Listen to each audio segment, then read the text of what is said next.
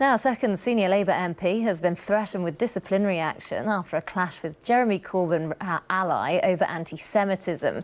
Ian Austin, a former minister and aide to Gordon Brown, has received a letter from the party accusing him of abusive conduct in Parliament. And it follows the threats of disciplinary action against veteran MP Margaret Hodge, who's admitted calling Mr Corbyn a racist and anti-Semitic. Well, here with me now in the studio is writer and broadcaster Charlie Peters, and also joining us is James Butler from the left-wing website Novara Media. Let's start with you then, shall we, James?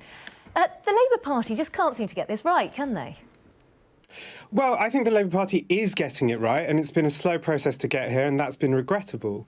It's important to remember, I think, that the NEC, the National Executive Committee, which governs the conduct of the Labour Party and how its disciplinary processes work, has not only made its code of conduct in accordance with the IHRA definition of anti-Semitism, but has, listening to the criticism that has come from the Jewish community, agreed to reopen the way in which it makes those rules, and I think that's the right thing to do. I think it's important for the party to listen to these things, but I think it's also important to remember that Ian Austin is being disciplined for behaviour which is, frankly, out of place in a political party. He was screaming profanity at the chair of the party in the division lobby. That's something that should be taken seriously, and I'm glad that it is being taken seriously. Charlie, do you agree? Well, it's certainly true that swearing and being aggressive to someone should be out of place in a political party. But it seems clear to me that lots of things that are distasteful aren't out of place in the Labour Party. One of the key things, of course, is anti-Semitism, which is now increasingly rife amongst the members and indeed some activists and commentators. It's pretty stunning. Now, imagine if the Conservative Party, a party which has had problems with Islamophobia in the past, responded to accusations of Islamophobia by changing their definition of Islamophobia and by disciplining MPs who were upset and distressed about this. It would be outrageous. The front page of The Guardian the next day would be Tories' Day of Shame. Owen Jones would be pumping out columns about the rise of fascism, and Novara Media, I'm sure, would do lots of excellent podcasts on the topic. You know, there'd be uproar on this, but unfortunately it seems to be the case that when anti-Semitism is raised in the Labour Party, there is they rediscover their tolerance. They start to think, oh, you know, is this so bad? We need to think about freedom of speech here. We need to have a process. We need to be very gentle. You know, it's a shambles. They're terrible at dealing with this issue, and it's a shame. OK, James, you've got veteran MPs like Margaret Hodge. She herself has personal experience, you know, of the Holocaust, memories of that. Are you saying that she should not confront Jeremy Corbyn and not tell her views? No, absolutely. I think there is a place, and a necessary place, for strident criticism of the leadership of the Labour Party. I've been a frequent critic of it myself. I think it's important to note here that though Charlie suggests that the party hasn't adopted the definition of anti-Semitism, it has. The Code of Conduct adopts the IHRA definition of anti-Semitism.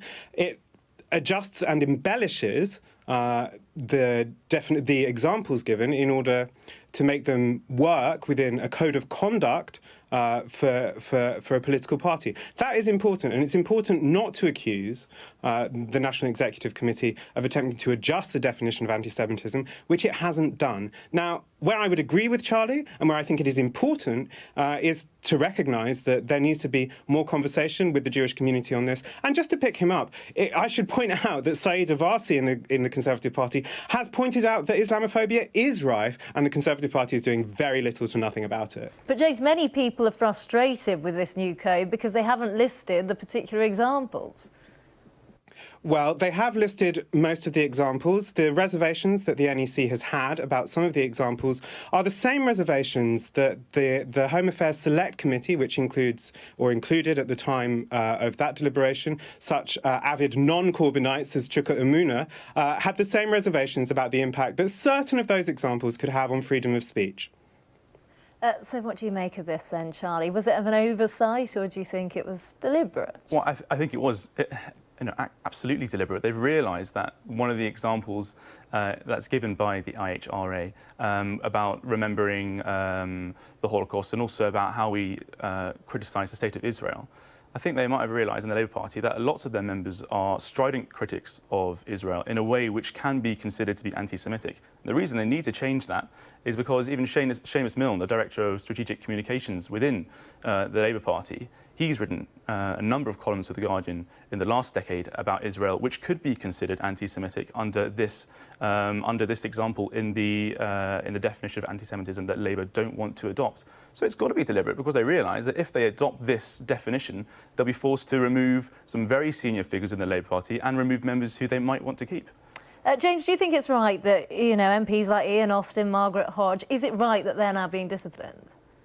Well, they're not being disciplined. Well, there is is a process no, they have received what is a pro forma standard disciplinary letter that many people in the Labour Party have received over time, including those who have been involved in campaigning for Jeremy Corbyn as well. These are letters that many people I know have received over the course of the past few years. It's important that these disciplinary processes are applied equally, that they are applied to the newest member and the most senior MP alike. The conduct that Margaret Hodge admits to and that has been alleged about Ian Austin is unacceptable within a political party, and I think it's important that they be reminded of that. Now, I don't expect much to come of it other than perhaps a reprimand and a reminder that in order to make progress on this issue in a party that all of its members care about, and I believe Ian and I believe Margaret both care about the party as much as the rest of the party. In order to make that progress, we need to be able to listen to each other and treat each other with collegiality. That's important, and certainly screaming at people in the division lobby with words that I can't use on air here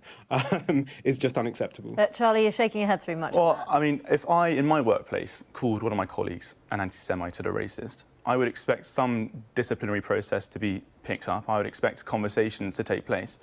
But if the person I was accusing of anti-Semitism and racism had invited anti-Semitic terrorist groups to Parliament to have tea, had invited notorious anti-Semites who discuss blood libel conspiracy theorists to Parliament, I'm not convinced that I'd be the person in trouble because of that.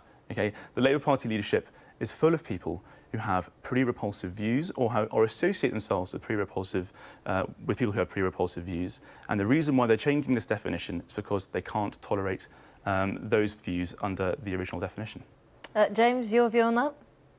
Yeah, I don't buy this at all. The idea that anyone in the Labour Party, in the leadership of the Labour Party, who have been utterly committed to anti-racism, who have been utterly committed and who are explicit in wanting to stamp out anti-Semitism within the party, which they have recognised, perhaps belatedly, that it is a problem that exists within the party. I do not buy. But James, it's incredibly rare that a group of newspapers, Jewish newspapers, rally together against a leader of a party, which they have done this week.